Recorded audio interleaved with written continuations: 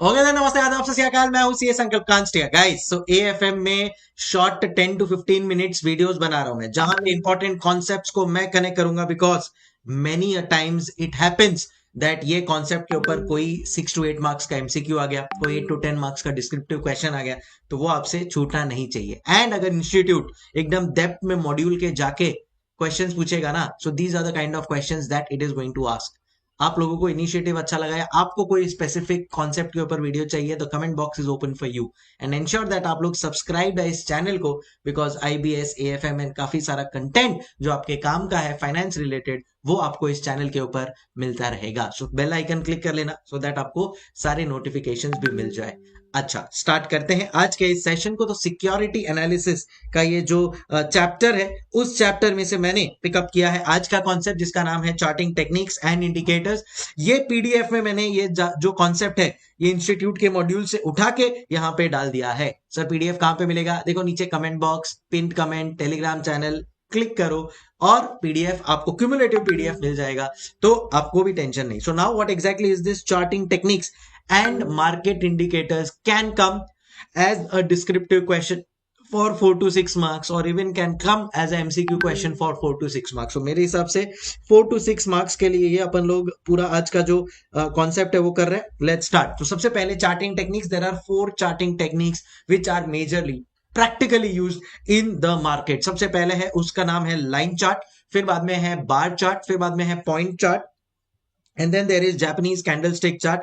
ये तो एकदम मतलब मैक्सिमम टेक्निकल एनालिस्ट यूज करते हैं। Then there is point and figure chart. ये थोड़ा एक यूनिक चीज है जो मैं आप लोगों को बताऊंगा what exactly it represent. So now सबसे पहले अपन लोग आते हैं लाइन चार्ट के ऊपर। जैसा आप लोगों को दिख रहा है, इसमें एवरी डे का जो क्लोजिंग प्राइस है ना, वो ये लोग प्लॉट कर देते हैं। तो से फॉर एग्जाम्पल यहाँ पे नीचे एक एग्जाम्पल दिया हुआ है, उसी को मैं लेता हूं। तो इसका क्लोजिंग प्राइस देखना है आपको खाली इसका क्लोजिंग प्राइस देखना है गाइस। तो इसका क्लोजिंग प्राइस देखो कितना है। यस, इसका क्लोजिंग प्राइस है 68।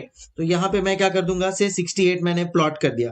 फिर बाद में 64.3, तो मेरा ये 64.3। फिर बाद में मेरा 57, तो मेरा ये और नीचे 57। फिर बाद में बेसिकली 72, तो ये मेरा हो गया 72। फिर बाद में मेरा 71, तो ये इधर मेरा हो गया 71। फिर बाद में मेरा 74.5, तो ये मेरा हो गया 74.5। बन गया लाइन चार्ट। समझ में आ गया आपको?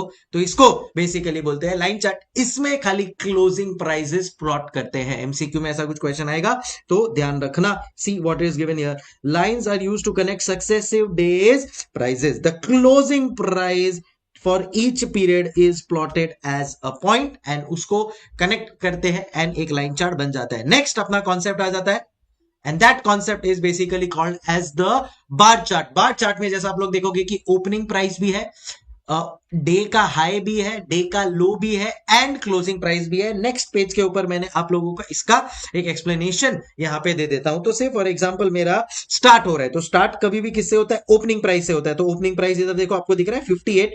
तो यहां पे ये मेरा इधर ओपनिंग से स्टार्ट होगा। तो ये देखो इधर आपको ऐसे लाइन दिख रहा है, कभी भी ओपनिंग के लिए ये लाइन से स्टार्ट होता है। फिर बाद में कितना हाई पे गया एंड कितना लो पे गया, वो ये लाइन से डिलीट होता है। तो देखो ये हाई कितना गया मेरा 72, लो कितना गया मेरा आज का शेयर 52। तो ये बेसिकली रिप्रेजेंट करता है 72, ये बेसिकली रिप्रेजेंट करता है 52।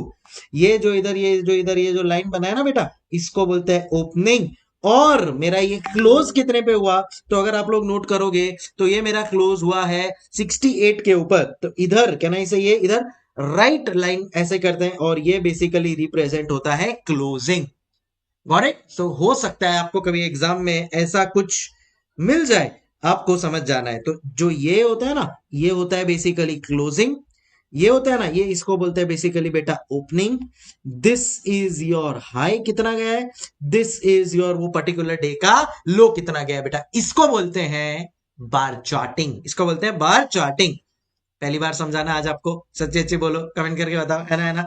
तो काम की चीज ही आप लोगों के लिए ला रहे हैं। कनेक्टेड रहो, सब्सक्राइब रहो, और भी बहुत सारे वीडियोस है, प्लेलिस्ट में देखो जाके, बहुत काम आएगा। अच्छे मार्क्स स्कोर करोगे, हमारे लिए मिठाइयां भेजोगे, और क्या चाहिए लाइफ में, है कि नहीं? तो देखो इंस्टीट्यूट है, अभी कुछ भी पूछ सकता है। डेप्थ में अगर इंस्टीट्यूट को मॉड्यूल वॉड्यूल से कुछ पूछना होगा ना, सो ये देखो, फिर बाद में और एक एक लास्ट अपन लोग देख लेते हैं 2 मिनट, फिर बाद में अपना ये भी हो जाएगा।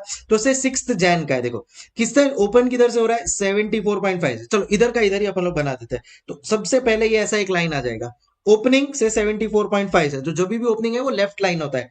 फिर ऊपर किधर तक गया, हाई किधर तक मारा, 76 का हाई मारा है, तो ये से फॉर एग्जांपल ये मेरा हाई हो गया। अच्छा लो किधर तक मारा 55, तो ये मेरा लो हो गया। क्लोजिंग कितने पे हुआ 74.5 पे, तो इधर मेरा 74.5 पे बेसिकली क्लोजिंग हो गया।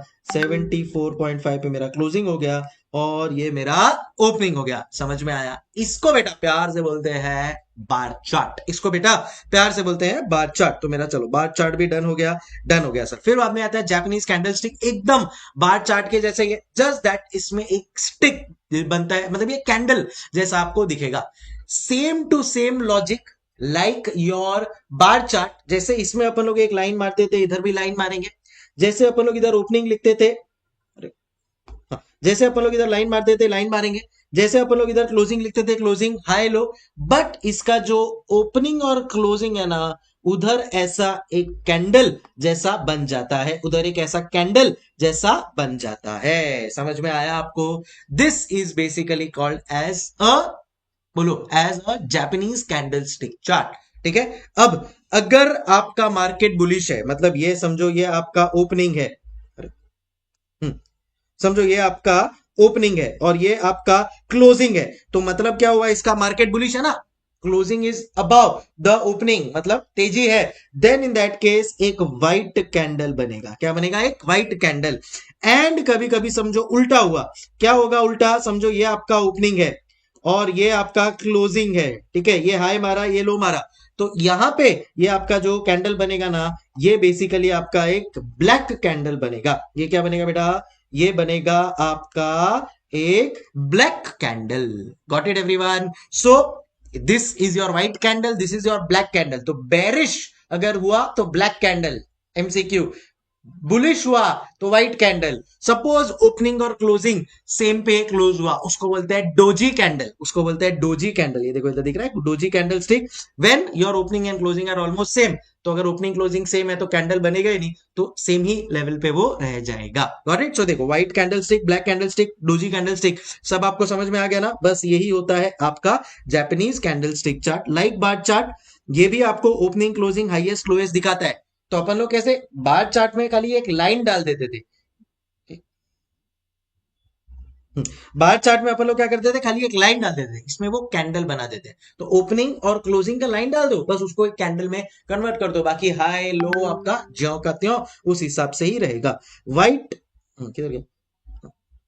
The trend has changed in the opening and closing prices is indicated by the color of the candlestick। जो आपका व्हाइट कैंडलस्टिक है क्लोजिंग दिखाता है, closing is white, black candlestick sorry shows closing is lower than opening, white candlestick opposite closing is higher, and no change doji candlestick। white indicates bullish, black indicates bearish। I hope समझ में आ गया होगा। Done sir. फिर बाद में आता है point and figure chart. ये बहुत आज की तारीख में रेयरली यूज होता है, but one of the ways when initially it was use. अगर आपको daily trend, time wise trend नहीं देखना है, इन जनरल खाली आपको प्राइस का ट्रेंड देखना है, then point and figure chart is use. ये मैं आपको प्रैक्टिकल चीज बता रहा हूं। तो इसमें क्या होता है, ये जो आपका एक्स है, से फॉर एग्जांपल अगर मार्केट ऊपर जा रहा है तो it is shown by X, and say for example market नीचे जा रहा है then it is shown by zero. X and zero खेला ना अपन लोग ने बचपन में। तो बेसिकली इसमें एक्स एक बुलिश ट्रेंड, मतलब अगर ऊपर जा रहा है तो दिखाता है, अगर डाउनवर्ड जाना है तो वो एक जीरो के फॉर्म में दिखाता है। अच्छा, और एक इंपॉर्टेंट चीज मैं आप लोगों को यहाँ पे बता देता हूं। क्या होता है इसमें पता है क्या? एक ये जो बॉक्सेस है ना, ये बॉक्सेस एक पर्टिकुलर डिनोट करते हैं प्राइस रेंज, कि भाई अगर से फॉर एग्जांपल 5 रुपए से ऊपर गया तो ही हम लोग उसका एक रिवर्सल ट्रेंड बताएंगे। से फॉर एग्जांपल अगर मार्केट ऊपर जा रहा है तो अपन लोग एक्स एक्स एक्स प्लॉट करेंगे। फिर अगर समझो मार्केट 3 रुपए से नीचे गया तो अपन जीरो नहीं बताएंगे, अपना 5 से ज्यादा अगर नीचे गया then only we will denote that reversal trend, तो अपन लोग जीरो को प्लॉट करेंगे, फिर जीरो जीरो दिखाएंगे। अगर फिर वापस से ऊपर 5 से ऊपर गया तो ही अपन लोग वापस से एक्स डिनोट करेंगे। तो ये जैसा मैंने बोला पहले ये यूज होता था, अभी इतना यूज नहीं होता है। आपको समझना है कि भाई एक्स डिनोट करता है एक पॉजिटिव, जीरो डिनोट करता है एक नेगेटिव ट्रेंड, एंड यहाँ पे जो जो बॉक्सेस है वो बेसिकली एक स्पेसिफिक क्राइटेरिया के बेसिस पे बनता है। से फॉर एग्जांपल मैंने अभी आपको बताया 5 रुपए का क्राइटेरिया, ये कुछ भी हो सकता है, बॉक्स कुड बी ₹1, ₹2, 0.5। फिर बाद में इससे आपको पता चलता है कि reversal criterion is the number of boxes required to be retracted to record prices. तो अगर मैंने ₹1 ₹2 रखा है तो ₹1 ₹2 के चेंज पे ये एक्स और जीरो हो जाएगा। अगर ₹5 रखा है तो जब तक 5 नहीं होता तब तक वो नहीं आएगा reversal criteria. They are used to detect reversals in a trend and obviously they are more complex than line और बार चार्ट्स। तो पहले ये यूज होता था, फिर इसको इजी करने के लिए लाइन चार्ट्स आया, बार चार्ट्स आया। अभी आज की तारीख में मैक्सिमम जो यूज होता है वो है Japanese candlestick chart. So I hope ये आप लोगों को समझ में आ गया। आप लोग एग्जाम में ये इतना भी लिख कर आओगे, ये छोटा सा ड्रॉ भी कर लोगे, that should be more than sufficient. फिर बाद में आ जाते हैं अपन लोग मार्केट इंडिकेटर्स के ऊपर। ये भी एक इंपॉर्टेंट कॉन्सेप्ट है मार्केट इंडिकेटर में। सबसे पहले तो देखो ये 4 याद हो गए अपने को, line chart clear, bar chart clear, Japanese candlestick chart clear, और फिर पॉइंट एंड नाम भूल गया मैं, point and figure chart clear. ठीक है, सो ये अपने हुए चार्टिंग टेक्निक्स। अब आएगा अपना मार्केट इंडिकेटर्स। मार्केट इंडिकेटर्स में भी 4 है। सबसे पहला है उसमें ब्रेथ इंडेक्स है, फॉर एग्जांपल निफ्टी है।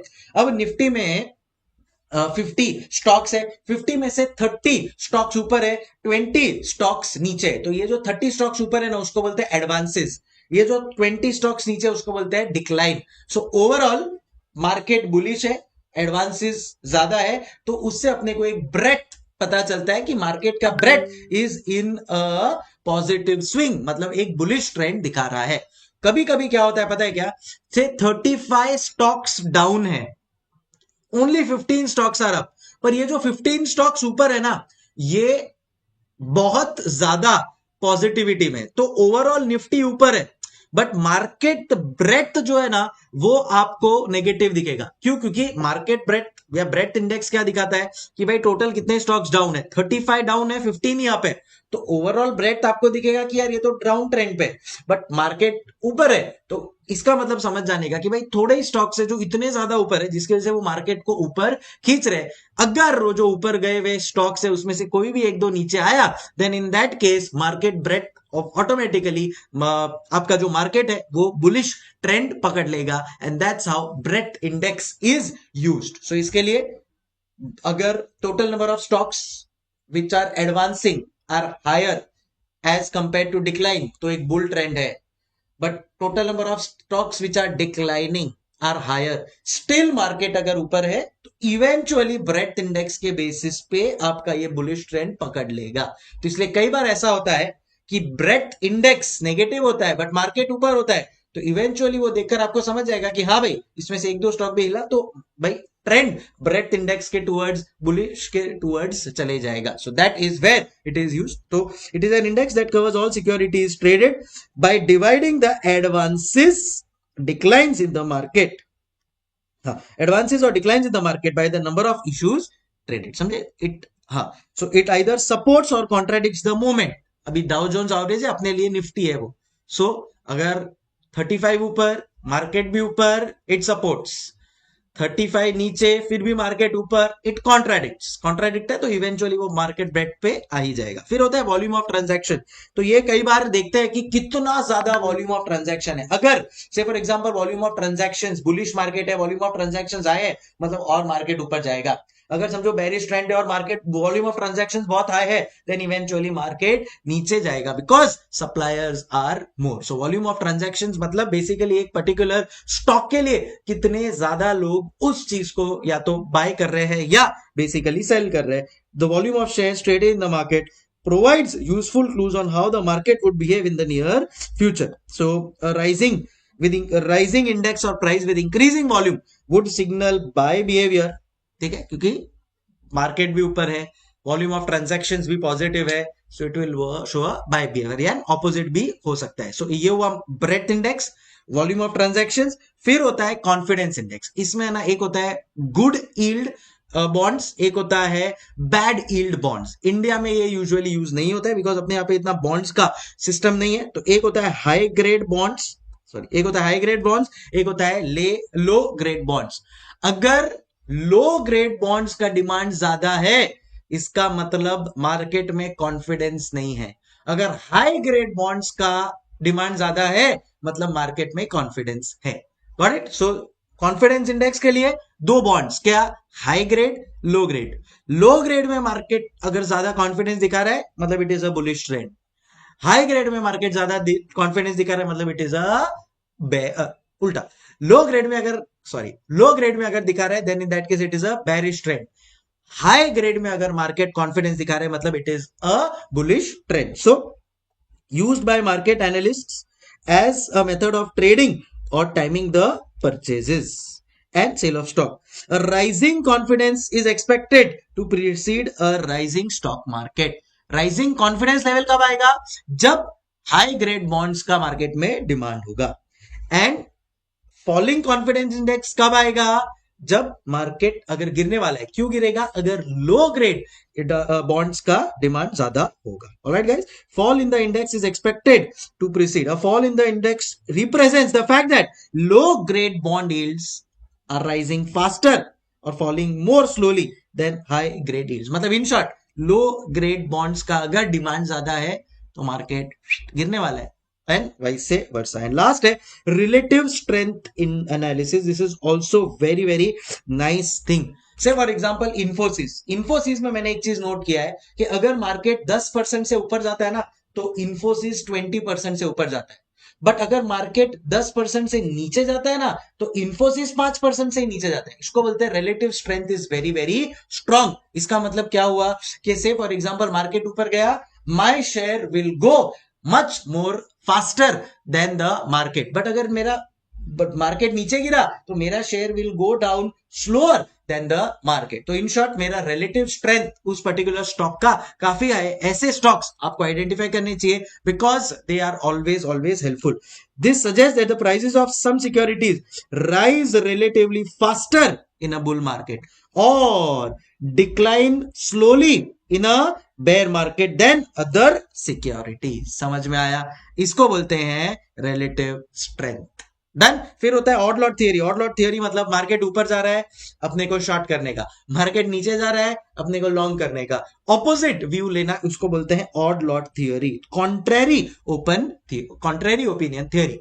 सब लोग बाय कर रहे हैं अपने को शॉर्ट करने का, कॉन्ट्रेरी ओपिनियन, क्योंकि ये बाय उनको ऐसा लगता है, जो ये कॉन्ट्रेरियन ओपिनियन, ये तो शॉर्ट टर्म है, इवेंचुअली मार्केट नीचे चले जाएगा। बट चलो, रिलेटिव स्ट्रेंथ भी एक बार पढ़ लेना वापस से, लॉजिकली मैंने समझा दिया है, so that will help you. And last होता है जो आज का कॉन्सेप्ट है, वो है support and resistance level. Support and resistance level मतलब क्या होता है? से फॉर एग्जांपल ये है, तो अभी से यहां पे आपका एक रेजिस्टेंस होता है, यहां पे होता है रेजिस्टेंस, एंड यहां पे होता है सपोर्ट, यहां पे होता है सपोर्ट। अब इसमें क्या होता है पता है क्या बेटा? ये क्या हो रही है? हाँ, इसमें क्या होता है बेसिकली, से मार्केट है, तो usually the stock prices move in this range. जब ये रेंज को वो पार कर देना, तोड़ देना, तो मतलब रेजिस्टेंस को तोड़ दिया है। एंड अगर से फॉर एग्जांपल सपोर्ट पे अटका हुआ रहता है, इसके नीचे नहीं जाएगा, अगर इसके नीचे गया ना, मतलब और मार्केट बहुत ज्यादा नीचे जाने वाला है, क्योंकि वो एक रेजिस्टेंस पे, रेजिस्टेंस को भी तोड़ दिया, मतलब भाई पब्लिक एकदम पॉजिटिव है, ऊपर जाएगा। अदरवाइज वो रेंज बाउंड रहता है, इसको बोलते हैं रेंज बाउंड रहना। सपोर्ट को भी तोड़ दिया, मतलब पब्लिक नेगेटिव है, बेरिश है, सो और मार्केट नीचे जाएगा उस पर्टिकुलर शेयर का। When index of price goes down from a peak, the peak becomes the resistance level। तो ये जो पीक है, मैं बोला एकदम highest level resistance level, and जो एकदम लो है, the lowest value becomes the support level. अगर रेजिस्टेंस को तोड़ा बुलिश, सपोर्ट को तोड़ा bearish. I hope we are clear. And इसी का एक छोटा सा इधर एग्जांपल दिया है, तो यहां पे भी एक वैसा ही रेजिस्टेंस और सपोर्ट बना है। अगर वो रेजिस्टेंस के ऊपर गया, then we will say that market is bullish, otherwise we will say market is bearish. So I hope समझ में आ गया होगा। चार्टिंग टेक्निक्स हो गए अपने चारों।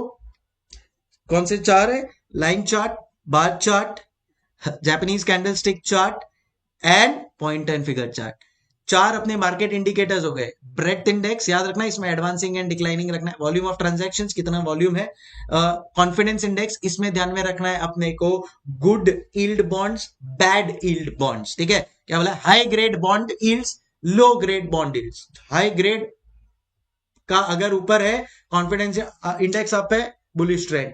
लो ग्रेड अगर ऊपर है then in that case confidence is down, it is a bearish trend. फिर relative strength index, Infosys market ऊपर, इंफोसिस और ऊपर, मार्केट नीचे, इंफोसिस तो भी कम नीचे, relative strength. Odd lot contrarian theory, support and resistance level, resistance maximum, support minimum, उसके भी ऊपर गया बुलिश ट्रेंड, सपोर्ट के नीचे गया बेरिश ट्रेंड। आई होप समझ में आ गया होगा and it was useful. If it was, do like the video, do share it with your friends. And AFM में जैसा मैंने बोला, ऐसे बहुत सारे कॉन्सेप्ट्स मैंने करवाए हैं। Do subscribe the channel and please playlist जो मैंने बनाई हुई है हर एक टॉपिक के ऊपर, प्लीज उसको देखो। प्रैक्टिकल का भी है, थ्योरी एंड फॉर्मूलाज का भी है। It will be very helpful to you. Time for me to say हस्ता ला वेस्ता। और कुछ चाहिए, do let me know in the comments, कैसा लगा ये भी बताइएगा। हस्ता ला वेस्ता, thank you so much, keep smiling, bye bye.